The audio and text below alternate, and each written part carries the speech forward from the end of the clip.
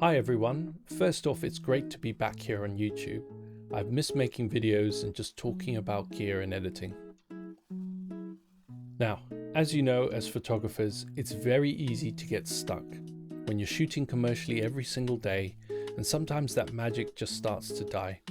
The mundane requirements of the job take over, the emails, the editing, the constant gear purchases, the finance, and most importantly, that creative spark, the reason we started doing this in the first place.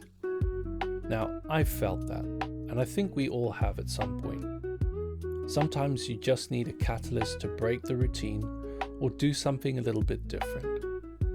Now, I've never been a one brand photography guy.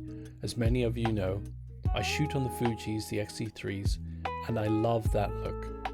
But before that, my heart was with the Nikon D200. It was my first ever camera gifted to me, the one that I shot my first wedding on. But now it's retired on a shelf, mainly because the shutter is not firing and the battery just couldn't keep up anymore. But I wanted something different for when I'm off the clock. I don't want to lug these cameras around into town or on holiday, but I still wanted that quality just in case. I wanted a fresh menu, a different layout, just something unique and a bit of a challenge. And that's how I found this, the Sony RX100 Mark II. It's been a breath of fresh air. Not just carrying the camera because it's absolutely tiny, but just to give you a quick overview, it's a 20.2 megapixel sensor with a Zeiss 28 to 100mm lens. Now this camera's from 2013, so the specs are not going to be that great.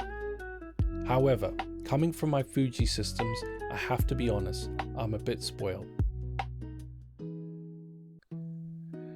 Now, the ergonomics.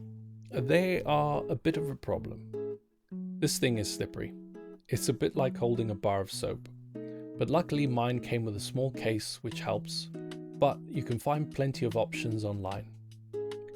The battery is tiny too, but if you're a conservative shooter, you'll be fine.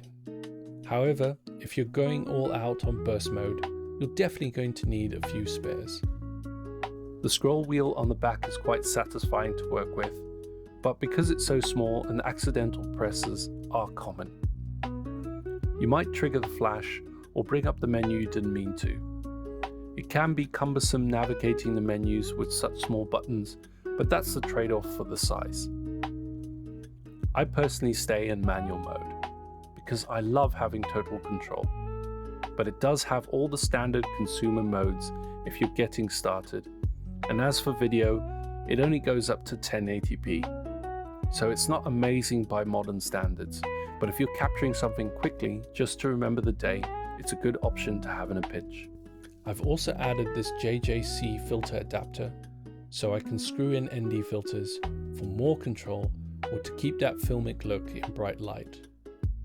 And I have to mention the flash. When it pops up, it really reminds me of that pit droid from Star Wars. You can actually tilt it back with your finger to bounce the light off the ceiling, which makes everything look so much more natural. I forgot to mention it also has a tilty flippy screen, great for those low angle shots without having you to climb down onto the ground. The best part for me is the workflow. It connects straight to my Android phone or tablet for editing on the go, and Sony still support the app at the time of this video. So far, it works every time. The image quality has a real filmic soul to it. A lot of that is down to the Zeiss T-Star coating on the lens. Now technically, that coating is there to reduce reflections, but artistically, it creates this incredible micro contrast and deep rich colors. It's a very specific Zeiss look that feels more like an old film lens and less like a clinical smartphone sensor. This little camera has actually been quite influential for me lately. It's done exactly what I hoped it would do. It's reinvigorated my creative side. When you strip away the pressure of the perfect professional setup and just carry something small and capable, you start seeing the world differently again. You stop worrying about pixels and start worrying about the story in front of you.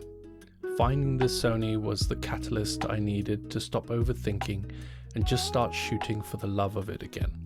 It's reminded me that photography isn't just my job, it's my passion. If you're feeling a bit stuck, honestly, just try something different, change the routine, pick up a weird little camera like this and see where it takes you. And on that note, thank you so much for watching. If you do like this video, do drop us a like, subscribe and share, and do your worst in that comment section. And I'll see you in the next one. Cheers.